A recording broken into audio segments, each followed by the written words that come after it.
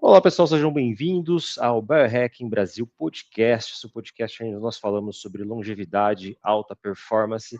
E hoje nós estamos com o Thiago Pereira. E aí, Thiagão, nosso co-host, e um Valeu, convidado pessoal. especial, Dr. Ricardo de Lázaro Filho. E aí, Dr. Ricardo, como é que você está? Tudo bem? Fala, Renato. Fala, Thiago, pelo amor de Deus. Não precisa falar doutor, não. Viu? Ou se é para falar, fala doutor, doutor, mestre, doutor, porque foram 2 graduações, mestrado, doutorado, e já fala todo o título de uma vez só. Você Não, sabe, brincadeira, gente. você sabe que eu tenho dois doutorados na área de teologia. Só que, cara, Teologia, olha, então teologia, uma vamos, área vamos bem. doutor Renato Braga, doutor. Não, eu também Só não eu que consegui não os sou dois. doutor aqui, então. Eu cheguei a bater um papo com o Ricardo em 2021, onde a gente falou sobre teste genético, né? Onde eu fiz o meu teste na Genera e a gente foi no Beat do Beat ali, vendo quais eram os meus resultados, tá? Vou deixar o link na descrição aqui para quem não assistiu, ok? E aí, desde 2021 até aqui, o Ricardo mudou, assim, em diversos aspectos, né? Aí eu queria que você falasse rapidamente para nós, Ricardo, como é que está a sua vida hoje? Quem que é o Ricardo hoje? Qual que é a sua fotografia? Legal, então, pô, Genera acho que foi um projeto fascinante de criar e desenvolver, né? Então, foi uma empresa montada do zero, incubada lá na USP, eu e mais o André, meu sócio, junto com um time extraordinário, viramos a principal marca de teste genético da América Latina, né? Hoje tem mais buscas no Google por Genera do que teste genético. Acho que isso mostra ali o poder da mãe. Eu brinco que a gente é as havaianas do teste genético. E nesse processo, a Genera foi adquirida pela DASA. DASA é uma das maiores empresas de saúde do Brasil, então dona de várias marcas diagnósticas, como Belbone, Alta, no Rio de Janeiro, Sérgio Franco. Então, assim, uma empresa da área diagnóstica, sem dúvida nenhuma, foi a maior e está entre as maiores. E nesse processo eu continuo assessorando a Genera com o papel de head médico dessa vertical de genética direta ao consumidor. E, e ao longo desses últimos 2 anos, eu vim me envolvendo em outros projetos. Acho que eu já queria há muito tempo ter uma proximidade maior com a área de longevidade. Tem uma interface interessante de genética, testes preditivos, né? Risco a doenças, para quem não conhece o produto, e a parte de longevidade, mas eu queria uma coisa um pouco mais core longevidade. Acabei trabalhando, tô como venture partner de um fundo que tem esse foco de longevidade e saúde, fundo de investimento de startup, né? Que é baseado no Vale do Silício aqui no Brasil, que é o IKJ. Estou ajudando a estruturar um segundo fundo de investimento aí com foco muito em novas terapias para longevidade, né? Então, para investir em biotecnologia, novas terapias para aumentar a health span, lifespan do ser humano. Então, esse é o Iduna Capital, estou apoiando, estou ajudando a nossa estruturação. É um fundo de investimento global, né? Junto com o Peter, que é um dinamarquês que seria o co-managing partner lá. E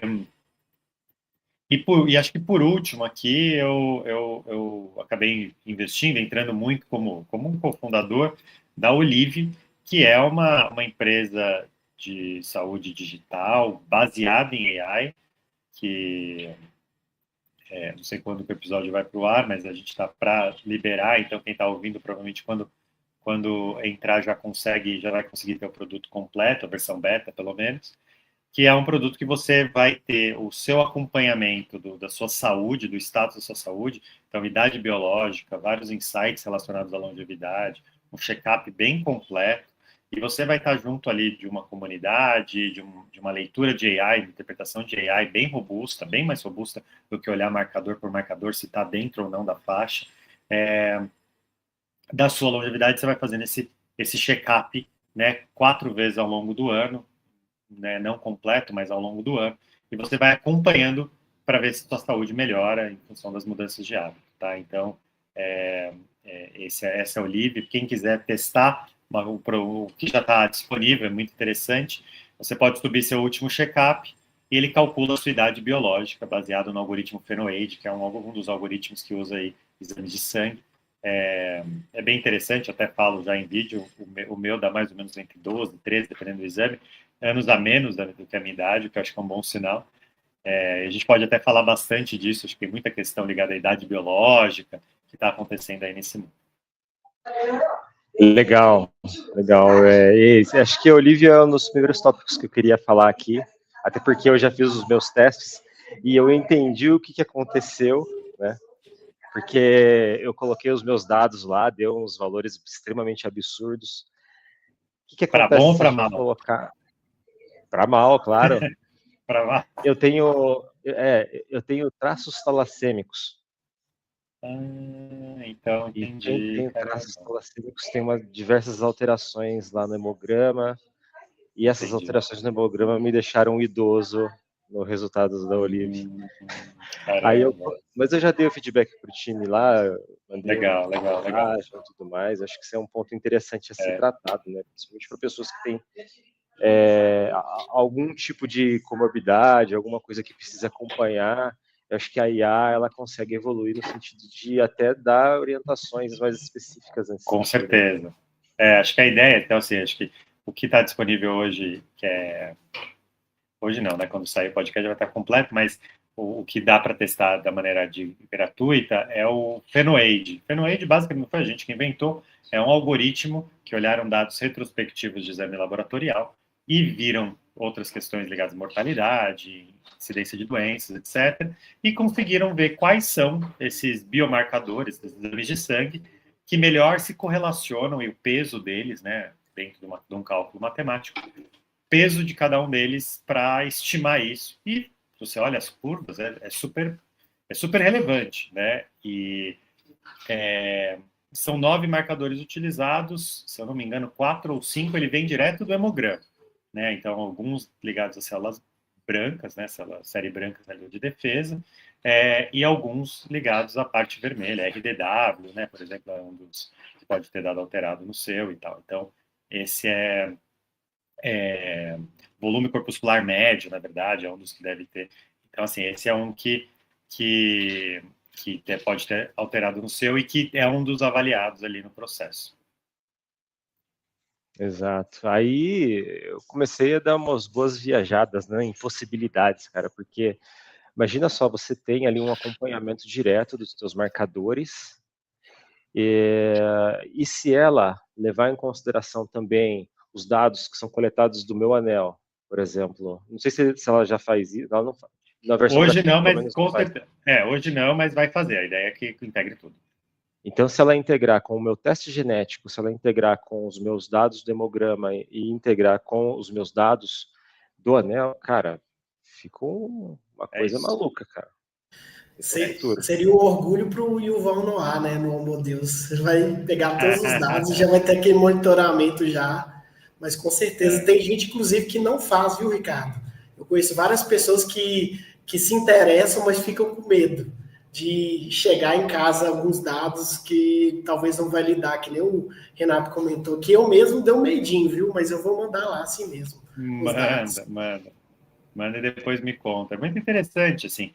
No fim, igual o anel, o que acontece é uma espécie de uma gamificação, né? Igual as pulseiras digitais. Você quer cumprir os passos, você quer evoluir seu VO2 max, entendeu?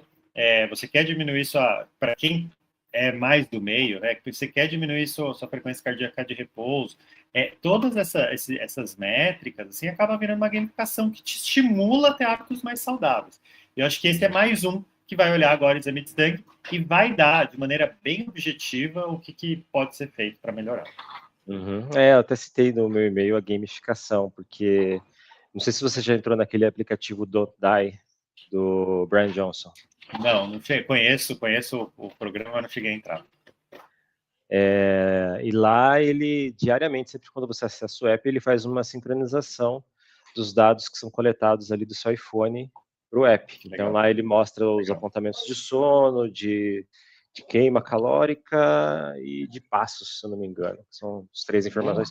Aí, com base nesses 3 itens, ele dá o índice de longevidade, tá? Que é interessante. Você pode compartilhar, uma rede social, você pode compartilhar os seus índices.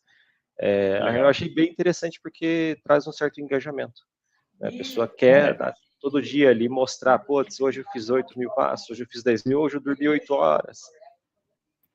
E acho que um exemplo muito legal desse tema é o Strava. O Strava, para quem, né, acho que quase todo mundo que deve estar assistindo conhece, mas é um aplicativo, uma comunidade, uma rede social associada principalmente ali a esporte de corrida, bicicleta, etc. Mas o pessoal engaja, quer fazer, quer mostrar, quer realmente assim fazer parte da comunidade e se engajar mostrando ali o processo ali de corrida, né, ou de bicicleta e tal. Exato, tudo se tornou algo compartilhável, né, e digno de orgulho, né, quando tem os seus méritos, enfim. E é praticamente um mercado em expansão, né, você tem esses dados,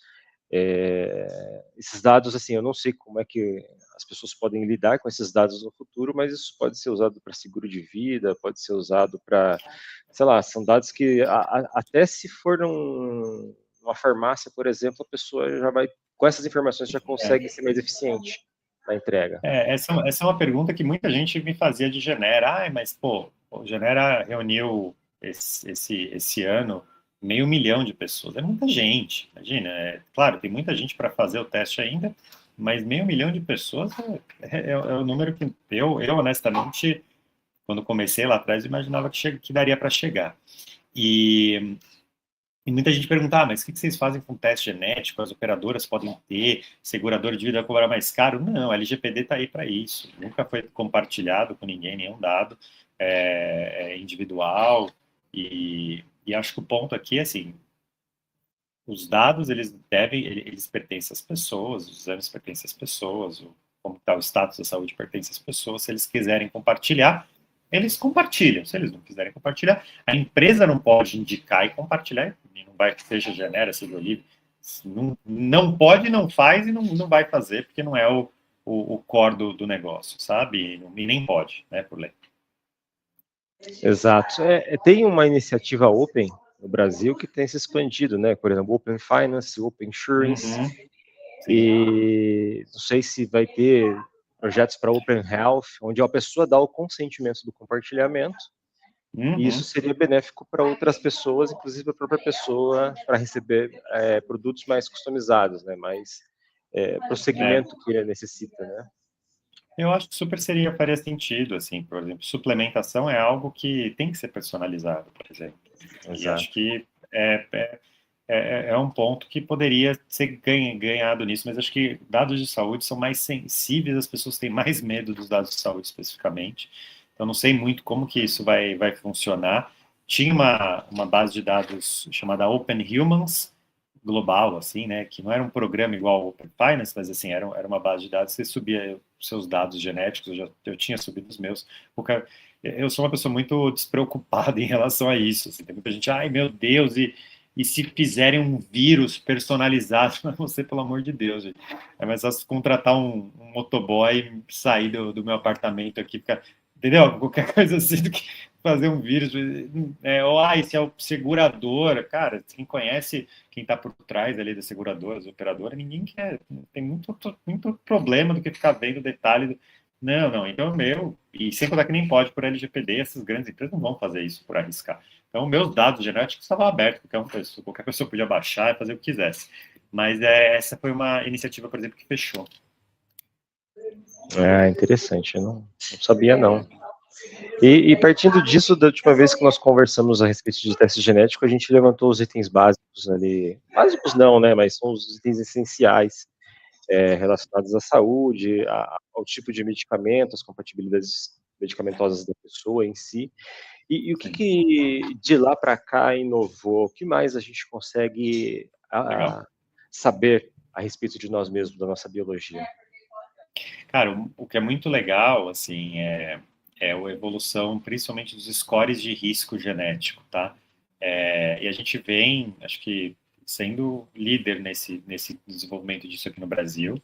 Tem muito espaço ainda para desenvolvimento, mas a gente vem sendo líder.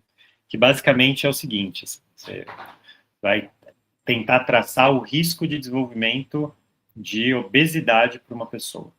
Tá? Obesidade tem vários genes, por exemplo, o FTO, que é um gene que está super associado à obesidade, 2,5 vezes aumenta o risco de ser obeso. Né? Mas é um só, e quando você olha isso a nível pessoal, isso acaba não sendo mais uma associação, é mais difícil você realmente traçar o individual da pessoa. O que aconteceu a ciência vem avançando, principalmente nos últimos 10, 15 anos, assim, com o aumento das bases de dados, a conseguir ter uma precisão de risco muito maior usando esses scores poligênicos. É poligênico porque você vai usar múltiplos genes, dezenas, centenas, milhares, milhões, né? O score de diabetes da Genera, por exemplo, usa 6 milhões, 5 milhões de marcadores genéticos, tá?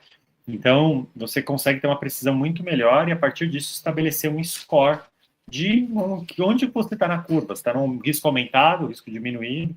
E como a Genera, por exemplo, tem a base de dados junto com a DASA, a gente consegue usar essa base agrupada para validar e desenvolver os scores. Né? Então, nosso score de obesidade, que deve ser lançado aí no começo do ano, imagina, assim que uma pessoa nasce, eu não estou falando aqui da fotografia dela, a pessoa nasceu, colocou um cotonete da bochecha dela, a gente analisou o DNA, já dá para saber se aquela pessoa tem quase 50% de chance de ser obesa ou 10%. Então, quem está ali no baixo risco, né, entre os 10% de menor risco, tem mais ou menos uns 10% de obesidade. Quando a gente vai olhar quem está no 1, 2% de maior risco, esse valor vai até 5%, vai para 40%, é absurdo. Né? Então, assim, é um poder de precisão muito grande, tá? E que a gente vem avançando nisso e a ciência, na verdade, está avançando cada vez mais, né? Legal. E entendendo esses apontamentos genéticos, poderia-se utilizar uma inteligência artificial para traçar metas e silenciar certos genes ali para você manter a boa forma, né? Com certeza. Assim, acho que o passo inicial é você saber seu risco e olhar o que funciona para todo mundo. Né? Acho que a gente está muito mais nesse momento. Então, obesidade. Tem ali uma variedade de dietas que funcionam mais rápido, dietas que têm maior adesão. Hoje em dia tem medicamentos que podem ser utilizados e que têm um resultado, pelo menos no curto prazo, muito bom. Então, esse é um primeiro passo. Sem dúvida nenhuma, o desdobrar disso vai ser o impacto do cuidado personalizado. Então, não só você tem esse risco, como vai funcionar melhor essa indicação, seja medicamentosa, seja de hábito. Mas para isso a gente vai ter que ter muito dado do que funcionou, do que não funcionou. Né? Mas hoje é simplesmente... Hoje, na prática, para você ter uma vida longeva, falar aqui uma dúzia de coisas que funcionam bem para todo mundo e que já, né, praticamente já resolve. Você falou do Brian Johnson, eu fiz até um vídeo no meu Instagram comparando o resultado da idade biológica epigenética do Brian Johnson com o da minha esposa. Por quê? Porque o Brian Johnson toma 100 suplementos por dia, fica 16 horas, sei lá, de jejum, come sempre aquelas mesmas coisas, né? Faz 2 horas de atividade física, etc. Minha esposa não toma nenhum suplemento, mas come bem, sem comida processada, dieta mediterrânea, proteína distribuída ao longo do dia, faz exercício, principalmente corre, terminou em primeiro lugar na categoria dela a última corrida de rua que ela teve, e a idade biológica dela o delta deu menor do que o do Brian, o speed of aging, né? Então, deu menor do que o dele. Então, você não precisa tomar 100 suplementos, fazer... Não. Cara, faz ali a meia dúzia de coisa básica, você já vai ter mais de 90% do upside, entendeu? E o detalhe do upside, e os outros 10%, 5%, 10%, cara, ciência ainda está discutindo, né? Tem os próprios especialistas às vezes não concordam. Mas diga, Thiago.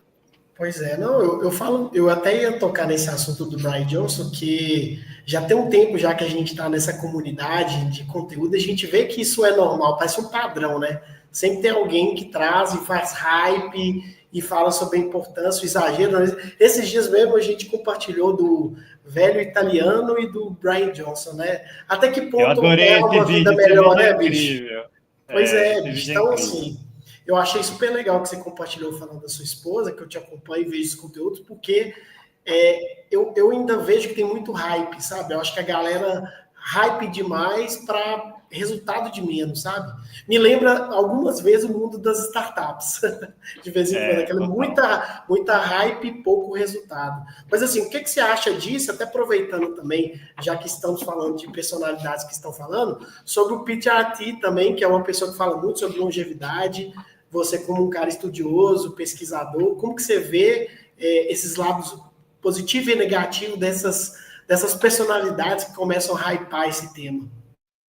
Eu acho que é legal. Uma coisa que eu não falei que eu estou envolvido hoje também é na fundação de uma sociedade médica e científica de longevidade no Brasil, tá? Uma sociedade médica, sociedade multiprofissional, não vai ser só médica, tá? Que eu acho que é um movimento super importante. A gente está trazendo um advisor, board de advisor científico super, super relevante, tá? Para realmente tentar ao máximo ser baseado na ciência. Mas vamos lá, acho que o primeiro ponto, gosto muito do conteúdo de todos eles, tá? Adoro o conteúdo do Brian Johnson, apesar de, né, das maluquices dele. Li o Outlive, recomendei o Outlive, não acho o melhor livro de longevidade, tá?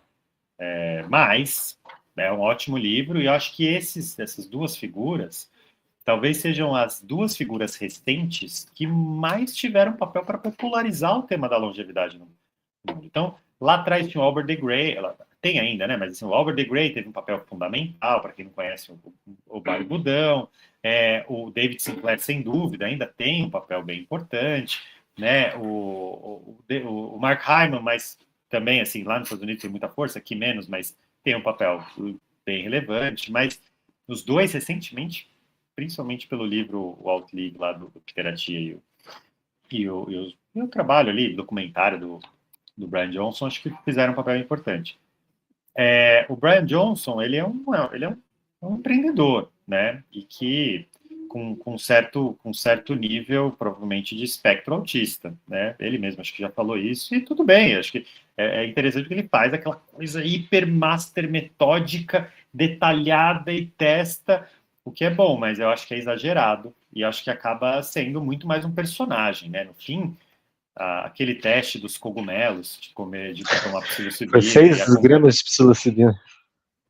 Assim, se quer tomar, seja para fins de, como que eu posso dizer, de viagem, seja viagens espirituais, seja para fins de teste, pode tomar, né? Mas eu acho que não é assim que se faz decisão de ciência, é muito mais hype, né?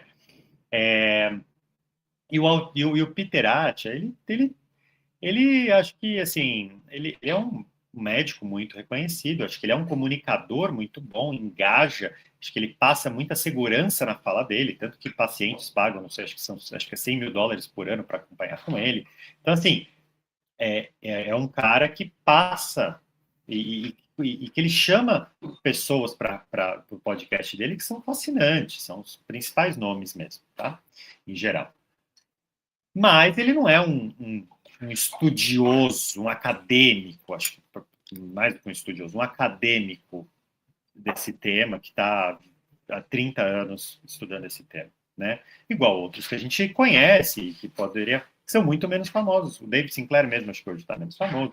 O Eric Topol, fantástico. Tem o João Pedro de Magalhães, ninguém nem sabe quem que é, mas é um português que tem uma universidade, que trabalha no Reino Unido, publica muito e tem um conteúdo, assim, de altíssimo nível, assim, técnico, mas de altíssimo nível em termos de respaldo científico. Tem muitos nomes que a gente poderia citar. Brian Kennedy, que não tanto pesquisador, mas é uma pessoa que está associada ali, Buck Institute. Então, tem vários nomes de pessoas que são pesquisadores científicos que estão ali. Acho que deu uma oscilada na conexão, voltou. Que estão ali há décadas fazendo aquilo, tá? Então, quando o Peter Attia, por exemplo, vai e defende um consumo de proteína muito exagerado, e o Eric Topol vai contra, ou o David Sinclair, que já falou muito também a opinião dele sobre isso, é contra, quem que a gente acredita? E eu, sem dúvida nenhuma, sabendo, claro, bem dos dados, vou acreditar em que está há décadas fazendo isso, pesquisa, etc., enquanto a grande massa talvez não tenha acesso a isso e vá ver isso. Então, acho que essa é a minha visão. São excelentes comunicadores, acho que fazem excelentes criadores de conteúdo, acho que fazem um papel importantíssimo da popularização da longevidade, mas acho que é importante dizer, eles não são os reis da verdade, tem pessoas com conhecimento técnico, talvez, maior. Acho que só, estou falando um monte aqui, mas só para dar um exemplo, assim, hoje, a melhor maneira de predizer mortalidade, a melhor maneira do mundo, tá? É um relógio epigenético chamado GrimAge 2, tá? Desenvolvido pelo Harvard, que é um pesquisador que já vem fazendo isso faz, se não me engano, uns 10 anos, tá? Então, você vai olhar a epigenética do cara e você tem ali o algoritmo e...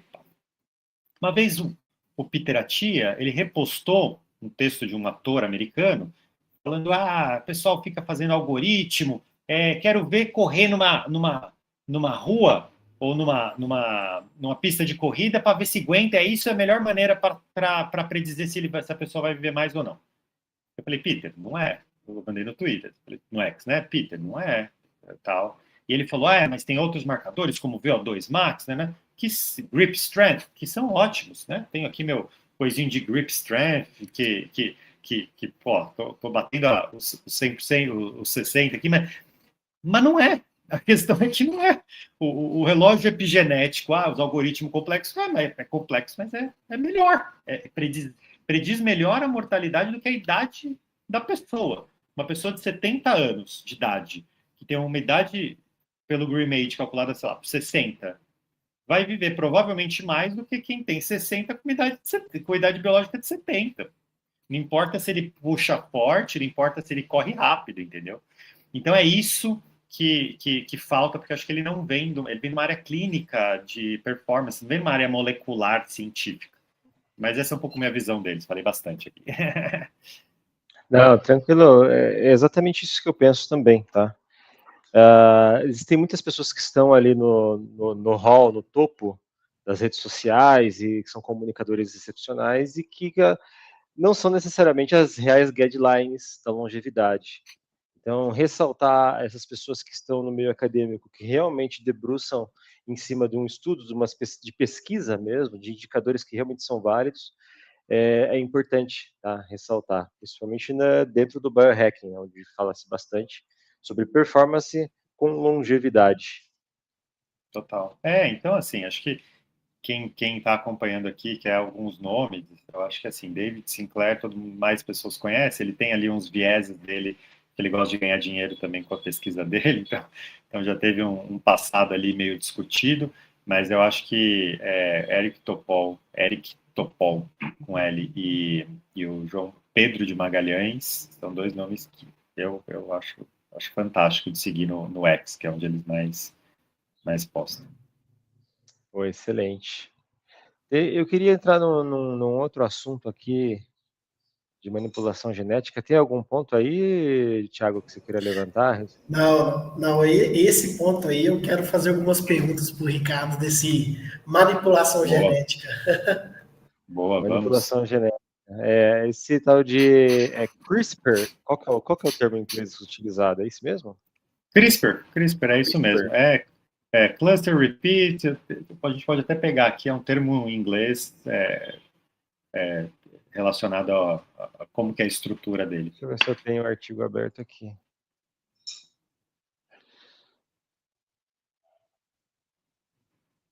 Não, inclusive, esse tema tem inclusive uma amiga minha que fala muito sobre isso, que é a Isis 8, não sei se você conhece, Ricardo. Já ouvi falar. Fala bastante sobre assunto, depois Depois a gente pode trocar contatos com ela, que eu acho que é legal. Eu sei assim que é assustador, porque eu penso sempre assim, conhecimento, nós seres humanos, a gente sempre tem esse caminho do conhecimento, né? Que pode, né, a bomba atômica não era bomba atômica, era energia atômica. E eu vejo que o CRISPR, essa possibilidade de edição genética, não sei o quanto que você entende de utilização fora do Brasil. A gente já teve uma história também do chinês que usou CRISPR. Então, eu queria que você falasse um pouquinho para o pessoal de fora o que é e quais os impactos que podem gerar assim, na nossa sociedade, na sua visão. Mas assim, vai com calma. Renato, Renato, se quiser colocar de novo o texto ali do significado. Então, é um nome engraçado, né? Vou ler em português. Repetições palindrômicas, curtas, agrupadas e regularmente interespaçadas. Basicamente, o que é isso? Tá? O que é o CRISPR? Tá? Ele é uma técnica, hoje a gente fala uma técnica de edição gênica, tá? Mas ela era uma estrutura de proteína associada a um RNA, tá bom? Que ela servia como um mecanismo de defesa de bactérias contra vírus, tá? Então, o vírus, porque o vírus não infecta só a gente, né? O vírus infecta todos os organismos, inclusive bactérias. Então, o vírus infectava uma bactéria e o vírus tem algumas sequências genéticas que são padrão, são meio repetitivas. E a bactéria, ela desenvolveu isso para quando entrasse o vírus, ele tivesse essa proteína que achava esses padrões de repetição do DNA, ou RNA, mas esses padrões de repetição gênico do vírus e cortava para esse vírus não se replicar dentro dele. Os pesquisadores descobriram esse mecanismo, até ganharam o Nobel, né, a Jennifer Doudna, mas assim, descobriram esse mecanismo. Num primeiro momento, assim, só descreveram, e um outro grupo americano falou, cara, isso aqui dá para, na verdade, não só isso, mas fazer cortes bem específicos no DNA. E isso foi porque você consegue modificar esse RNA que está ligado à proteína para colocar qualquer um que você quer. Então, se você vai e coloca um RNA de uma sequência específica que o Thiago tem, o Thiago só tem essa sequência, né, no mundo, né? E você coloca essa proteína dentro das células do Thiago, ela consegue achar ali onde que está a sequência e faz o corte no DNA. E daí, a partir desse corte, você pode colocar outra coisa, você pode só cortar e causar o dano. Assim, começou a ter essa discussão do que fazer e virou um mecanismo de edição gênica. Isso foi muito interessante. Isso aconteceu, se não me engano, em 15 e 16, tá? Que foi meio que a descoberta, a publicação, etc. E 2 anos depois, em 2018, um pesquisador chinês anunciou a gestação de bebês geneticamente modificados. Olha, tem toda aquela história, né? Um medicamento demora pelo menos 10, 15 anos para entrar no mercado, nananã, né? As descobertas são longas, cada vez mais isso está se apertando, imagina. Teve uma descoberta 2, 3 anos depois, bum, bebês geneticamente modificados. Então, só que isso trouxe para a comunidade científica como que eu posso dizer, uma preocupação muito grande, porque a técnica não estava pronta para isso. Ela não é tão precisa, assim, inicialmente ela não era tão precisa, ela às vezes cortava o que não era para cortar, então a gente não sabe muito bem como ficou o genoma dessas pessoas, e aqui a gente está falando assim, de repente, criar um bebê que tem um dano ali no genético específico, a gente não sabe, né? Ou ele também utilizou isso parece que o pai ou a mãe, um deles acho que tinha HIV positivo, e ele usou para colocar um marcador genético específico que deixava a pessoa menos suscetível ao HIV, né? O que também talvez não seja o melhor uso, porque na prática esse mesmo marcador parece que está associado a alguns tipos de câncer. Então teve uma discussão enorme sobre essa questão do uso. Independente daí, assim, ciência, ele foi preso na China, houve toda uma discussão sobre não mais editar geneticamente embriões. Mas, independentemente disso, o uso em seres humanos e para pesquisa continuou. E hoje, se eu não me engano, em 19 começou isso. 19?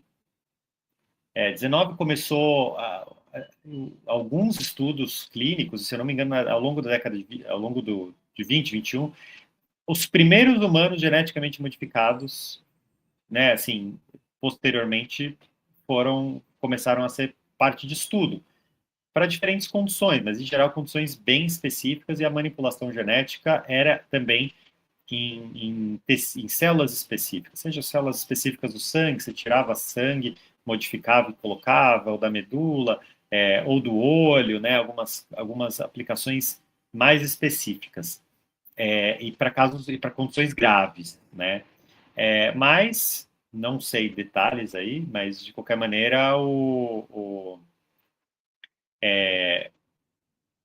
gente já tem no mundo aí rodando centenas de pessoas geneticamente modificadas, né? Já estão aqui no nosso planeta, aqui vivendo. E, se eu não me engano, a droga estava muito perto de ser aprovada para uso do dia a dia. Tá? O dia a dia não, né? Então, é muito interessante. Agora, como que isso vai como vai continuar esse processo, aí a gente vai entender ao longo da história humana, né? Uhum. Olhando assim, sobre uma ótica leiga a respeito do assunto, é como se, assim, se você tem a oportunidade de editar algo, só que nessa edição você pode dar um commit no código e subir, tá tudo certo, beleza, o site sobe, ou pode ter um bug ali, cara, no site eu consigo corrigir um bug em segundos. Agora, dentro da genética, cara, talvez seja É mais incorrigível. difícil. É isso aí. É isso aí. Por isso que o cuidado sobre o uso disso para seres humanos nascendo, né? Porque uma coisa é você tentar modificar o DNA de uma célula e tudo bem, aquilo pode virar um câncer. É preocupante, mas a gente aqui já está falando de condições muito graves. Uhum. Outra coisa é você fazer uma criança nova que de repente pode ter um problema sério ao longo do tempo, né? Então, é isso. Inclusive, o chinês que fez isso, ele já foi solto, e ele tem um Twitter, um X, bem esquisito, que ele posta umas coisas esquisitas de vez em quando, quem quiser acompanhar. Eu não sou contra, tá? Eu acho até que existe muito potencial e talvez esse com certeza seja o futuro para sanar diversos problemas, mas ao mesmo tempo é um pouco assustador, assim, porque pode dar problema. Eu não sei se o gene que essa pessoa tem hoje pode ser passado do pai para filho e assim ter uma geração nova de, sei lá. Se manipulado quando criança, sim, tá? Se manipulado no caso que está acontecendo já nas pessoas adultas, em órgãos específicos não reprodutores, não, tá? E eu também concordo, tá? Acho que no longo prazo, quando tiver uma precisão grande da ferramenta e vamos supor aqui, ó, a gente consiga fazer uma transferência, um conjuntinho de genes específicos de bichos que vivem muito tempo, de animais que vivem muito tempo, para o ser humano, a gente consegue ver que aquilo funciona ali para as pessoas viverem mais, e de repente colocar isso de fábrica em todas as pessoas que nascerem. Eu não sei se vai ser esse caminho, tá? Eu acho que não vai ser. Mas isso ia ser incrível, entendeu? Isso Então, inclusive até minha pergunta para o Ricardo, que é o seguinte, eu gosto muito do conceito do Yuval, que ele fala de castas biológicas, né? Porque acaba assim, é muito massa, eu acho assim, isso vai salvar muitas vidas. Porém, nós somos seres humanos, a gente tem uma questão ética, tem desafios éticos e etc. Como que você vê isso? Porque o que acontece? Tem algumas coisas, eu até brinco, faço muitas piadas, assim, eu dei uma palestra na Campus Party uma vez, falei, gente, uma pessoa que come margarina não é a mesma pessoa que usa azeite, infelizmente, assim, a longo prazo, né, o acesso é diferente. Como você vê isso, assim, na sua visão? Tipo, você não tem nem um pouquinho de medo, Ricardo, do que esse conhecimento pode chegar nas mãos das pessoas?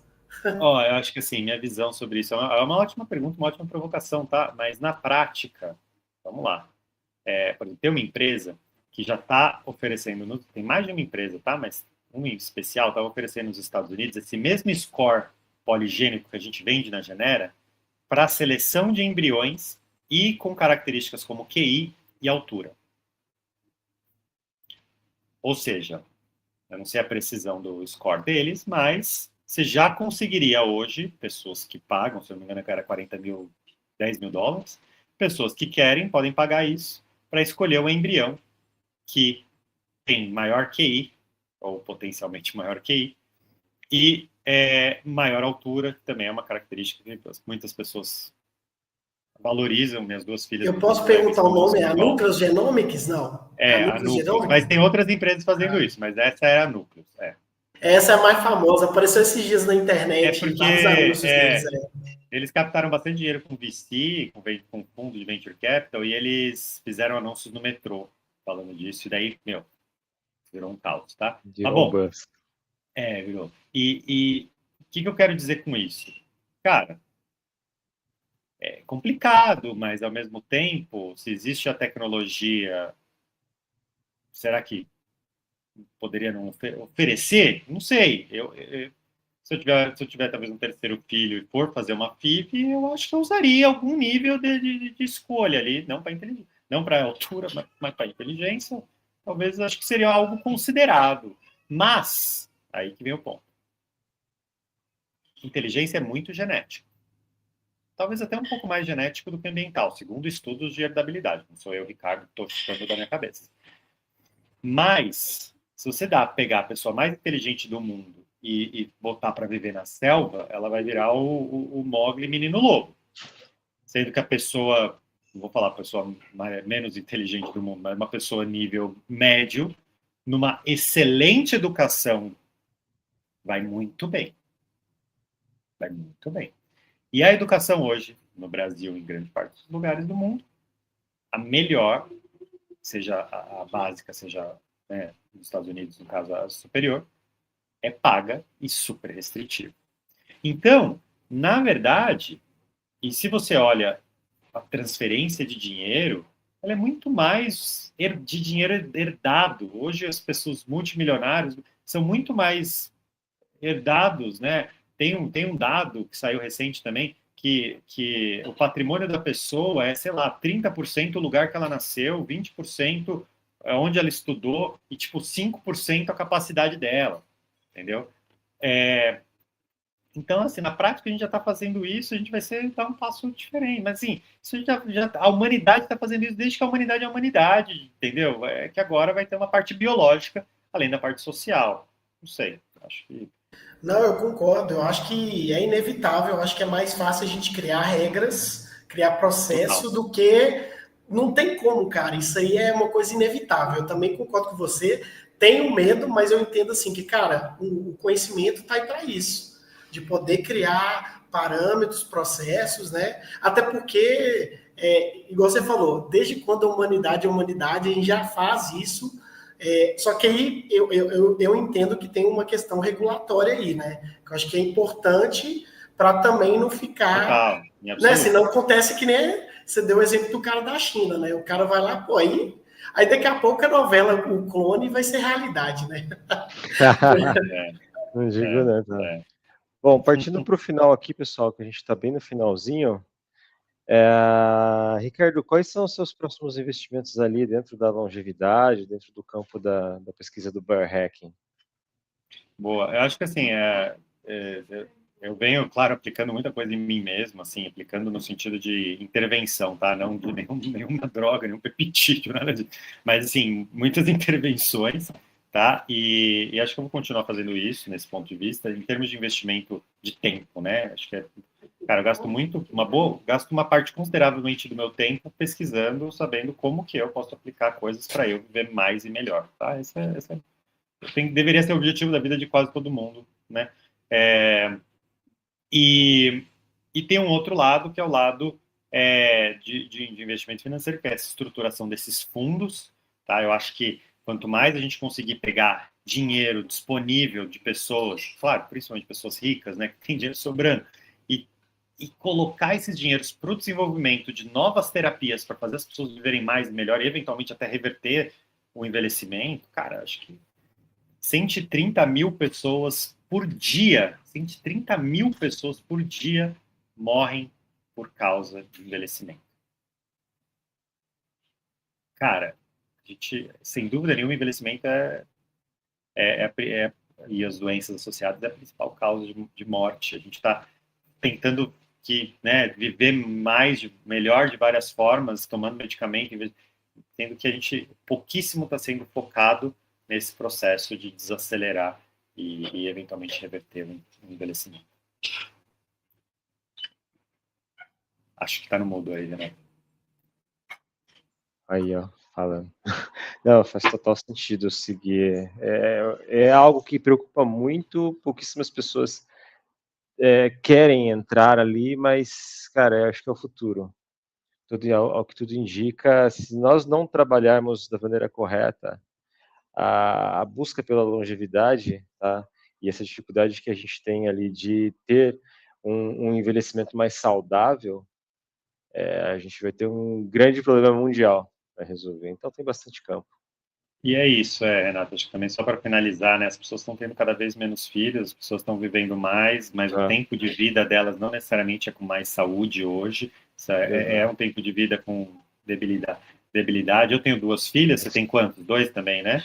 Tenho 2. 2. Então aqui, o Thiago não tem nenhum, então nós 3 aqui, a gente deveria ter pelo menos 7 filhos somados para dar um a mais aí para a humanidade, porque é o casal, né, que tem que ter mais do que 2, só que a gente não está cumprindo essa meta, ninguém está cumprindo essa meta.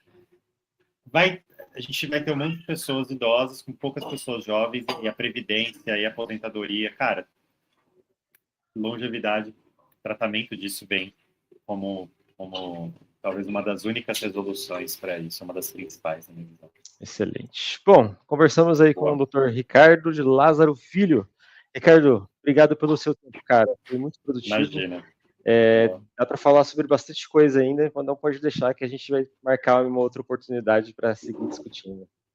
Combinado. Renato, Thiago, sempre um prazer aí estar com vocês. Valeu, Ricardo. Obrigado. Parabéns aí. Valeu. Volte sempre. Até mais. Valeu, até mais.